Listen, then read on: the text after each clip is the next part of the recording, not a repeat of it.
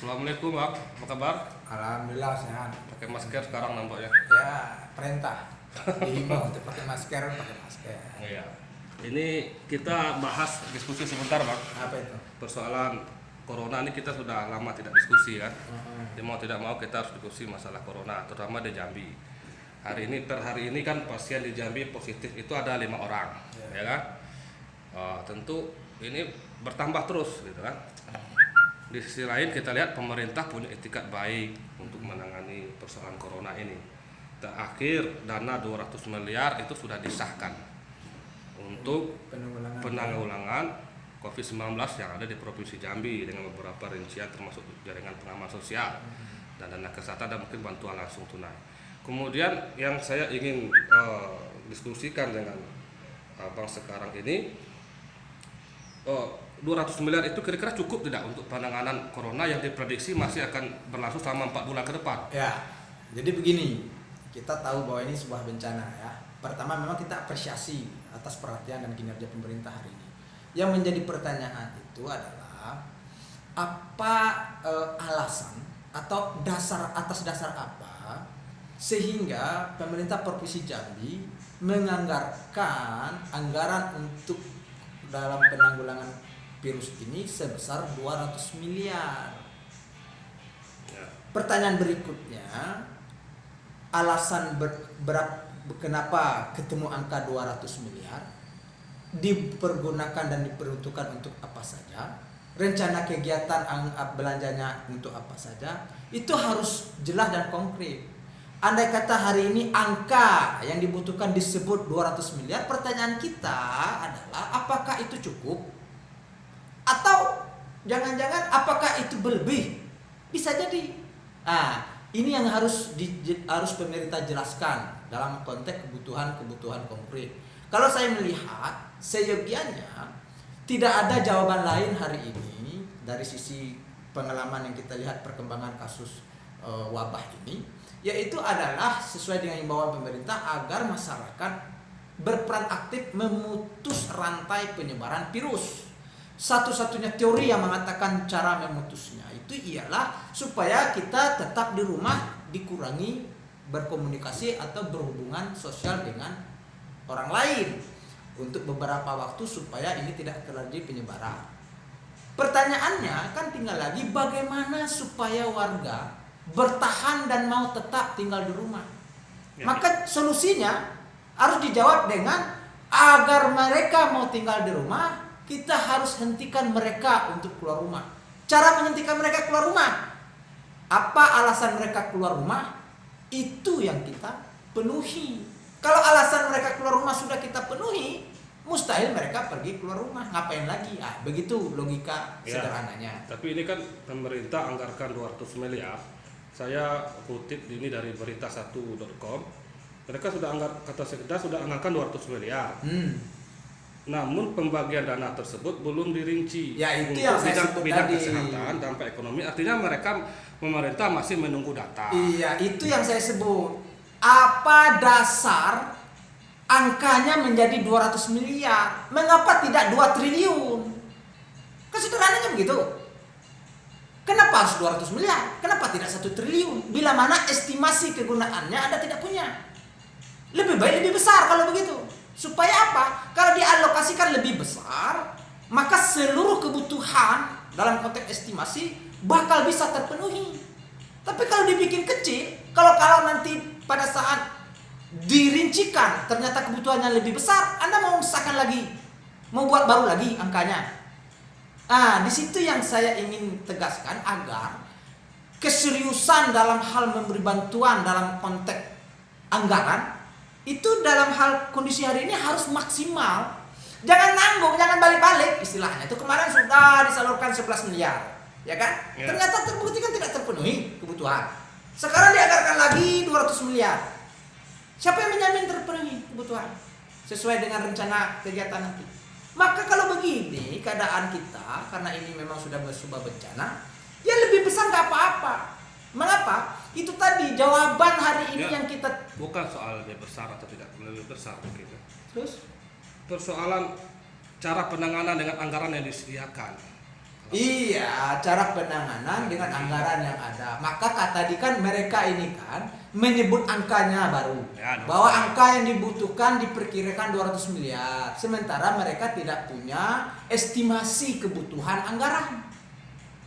Kebutuhannya apa-apa saja itu mereka tidak punya. Lagi melakukan pendataan. Ini kan lucu kadang-kadang program yang diidekan, digagaskan, lalu tanpa ada data pendukung. 200 miliar idenya benar, betul, tapi data pendukungnya tidak punya. Untuk apa? Dibantukan kemana? Siapa saja nanti kalau Anda itu sifat BLT, siapa saja yang menerima? Kan jadi apa ini? Jadi Ya, bumerang. kalau secara garis besar pemerintah sudah sebutkan kegunaannya untuk kesehatan, dampak wabah corona, dan kebutuhan Iya, estimasi sosial tenaga untuk kerja. kesehatan. Sederhananya begini, oke, kita ambil misal dunia kesehatan. Estimasi untuk dunia kesehatan apa saja? Sepengetahuan kita hari ini sebagai orang publik itu mengetahui yang dijerit oleh teman-teman kita medis itu APD, mengenai alat pengamanan dokter, alat pengamanan teman-teman medis. Kalau alat-alat pengamanan teman-teman medis, apakah 200 miliar atau berapa estimasi yang pantas? Apalagi misal mumpung hari ini masih angka yang kecil, pasien 5 orang. Lalu dokter berapa banyak orang? APD-nya berapa banyak dibutuhkan? Apa yang kemarin 11 miliar yang sudah disalurkan ke rumah sakit belum cukup untuk mempersiapkan segala kebutuhan Kemarin sudah medis? 7,5 miliar sudah Ya itu, kemarin sudah 7,5 miliar. Sekarang apalagi dibutuhkan dalam konteks dunia kesehatan dalam hal penanggulangan virus. Jadi yang uniknya lagi Bang, untuk dana 200 miliar ini, meskipun dalam tanda kutip ini belum ada perencanaan yang baik tentang penyaluran, tapi pembagiannya sudah ada ini. Menurut pemerintah, tahap awal mungkin akan dicairkan 120 miliar. Ya untuk apa? Ini belum jelas. Kemudian sisanya ada dicadangkan 80 miliar. Iya. Ya kan? Selama data estimasi tidak jelas, maka angka 200 miliar itu menjadi menjadi terawang-awang penggunaannya. Seyogyanya, sepengetahuan kita ini pemerintah loh. Seyogyanya data-data base dalam hal penyaluran program, dalam hal penyaluran bantuan itu sudah ada. Ini pemerintah loh database. Atau setidak-tidaknya gunakan sajalah data-data umum sebelumnya, sensus-sensus kita yang digunakan selama ini. Kan jelas itu sensus-sensus yang digunakan selama ini oleh pemerintah. Data sensus ekonomi masyarakat, status sosial masyarakat, tingkat penghasilan masyarakat, miskin kategori tidak miskin masyarakat. Kan mereka punya data sensus itu. Kenapa tidak data itu yang digunakan? Mengapa harus di input lagi data baru di saat ada bencana seperti ini? Kan ingat, kita sedang berperang dengan waktu. Menunggu input data baru, virus tidak menunggu penanganan itu. Sementara virus tetap bergerak. Jadi bagaimana seharusnya? Seharusnya disederhanakan saja. Hari ini yang dibutuhkan masyarakat itu BLT, bantuan langsung tunai, karena itu langkah konkret agar mereka tetap di rumah saja. Artinya masyarakat memberi jawaban terhadap alasan masyarakat keluar rumah. Tugas pemerintah hari ini adalah menjawab alasan masyarakat untuk keluar rumah. Sebagian besar masyarakat keluar rumah itu mencari makan, memenuhi kebutuhan. Itu alasan dia keluar rumah. Sekarang pemerintah harus jawab alasan itu supaya mereka tidak keluar rumah. Maka dalam konteks bencana seperti ini tidak ada salahnya anggaran memang diperbesar untuk membantu masyarakat dalam hal estimasi waktu yang konkret untuk memutus rantai virus. Bagaimana mau diperbesar? 200 miliar saja tidak jelas. Iya, itu akibat karena program tanpa basic data yang jelas. Sekarang main pukul rata aja. Berapa orang miskin di Provinsi Jambi? Menurut sensus nggak bisa begitu. Menurut kan data BPS kita sensus sekitar 10, tentu ada prioritas daerah-daerah yang memang di situ dampak COVID-19-nya. Ya, itu zona dilokalisir. Jadi artinya kan tidak bisa disamaratakan begitu. Iya, itu bagi daerah yang memang sudah ada pasiennya, sudah ada PDP dan ODP segala macam. Itu dalam konteks pencegahan. Ingat, jangan kita program kerja seperti ini jangan seperti pemadam kebakaran, menunggu zona merah baru diberi bantuan. Ini lucu. Lebih baik antisipatif. pencegahan seketat mungkin hari ini, beri bantuan di daerah yang hari ini zona hijau aman, beri bantuan mereka. Anda jangan keluar ya, daerah Anda ini aman, jangan sampai 1-2 bulan ke depan ada yang kena. Ini seluruh kami bantu daerah Anda. Kita cukup fokus hari ini di daerah-daerah zona kuning atau zona merah. Kan terlokalisir apa target-target penanggulangannya. Di Jambi ini hampir semua daerah sudah kena kecuali Sarolangun. Ya 5 daerah, 5 pasien itu lebih kurang 5 daerah kan. Sungai Penuh, Kerinci, Bungo, Tebo, Tanjak, Merangin. 5 daerah. Mereka di daerah itu sesuai dengan petunjuk hari ini di PSBB udah dikarantinakan. Daerah yang lain jangan tidak dihiraukan, bantu rakyatnya supaya mereka tidak melakukan pergaulan di lintas daerah itu untuk memutus rantai virus. Jadi jangan menangani daerah zona merah fokus di itu, sementara daerah aman dibiarkan mereka berkeliaran, itu sama aja. Nanti zona yang tidak kena menjadi kena karena ada pergerakan manusia di situ. Nah, ini memang simultan semuanya. Oleh karena itu jangan tanggung-tanggung mengetuk palu persoalan anggaran. Untuk sementara waktu, berapa bulan mau ditargetkan? 3 bulan, udah 3 bulan ini full APBD Provinsi Jambi kita fokus penanggulangan bencana. Baru nanti kita lakukan pemulihan di 3 bulan berikutnya. Standby-kan saja anggaran untuk operasional pemerintah. Selebihnya itu fokus penanggulangan bencana. Ini sudah bencana internasional lah, bukan bencana nasional. WHO sudah jadikan ini bencana internasional. Ya, jangan nunggu dia menyebar luas lalu kita bertindak lebih tegas sekarang untuk kita. Jadi himbauan terakhir nih untuk pemerintah yang sudah terlanjur menetapkan 200 miliar karena sudah diketok palu, masih dilakukan pembahasan.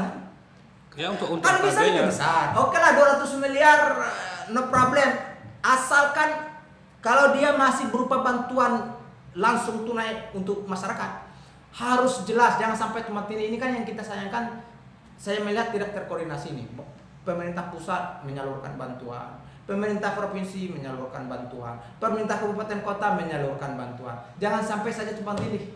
Kalau semua pemerintah di setiap level dan tingkatan ini memang bergerak menyalurkan seluruh itu bantuan, saya cukup meyakini tercover semua kebutuhan masyarakat. Berapa triliun hari ini? Dari pemerintah pusat sekian triliun, pemerintah provinsi, kabupaten kota. Artinya semua anggaran sudah terakumulatif untuk melakukan penanggulangan. Seyogianya seluruh masyarakat sudah terbantu logikanya. Oke, di sini dulu Bang, sampai di sini dulu. Sepertinya kawan-kawan kita sudah selesaikan dulu dialog kita. Cuma terakhir ini Bang, ya. Ini kemarin itu kan sudah dianggarkan 11 miliar ini. Ya, 7 miliar untuk rumah sakit. Ya itu provinsi 11 miliar sudah dirincikan. 2,5 miliar untuk dinas kesehatan, 1,5 miliar untuk badan penanggulangan bencana daerah. Sekarang ditambah lagi 200 miliar kan. Yang sampai hari ini dengan dana 11 miliar itu saya melihat tidak ada dampak positif terhadap penanganan. Untuk menghindari distrust publik, seluruh bantuan yang sudah disalurkan seperti itu, kita sangat berharap mereka transparan dan terbuka menyampaikan kepada masyarakat uang itu digunakan untuk apa, kemana saja, penerima bantuan siapa saja, itu harus linear dan jelas supaya publik meyakini dan percaya bahwa ini serius ditanggulangi. Oke, terima kasih waktunya Bang Saiful Ruswandi. Semoga wabah ini segera berakhir dan bisa kita aktivitas seperti biasa lagi. Terima kasih telah menyaksikan video ini. Jangan lupa di subscribe, dibagikan dengan teman-teman kita semua. Terima kasih. Assalamualaikum warahmatullahi wabarakatuh.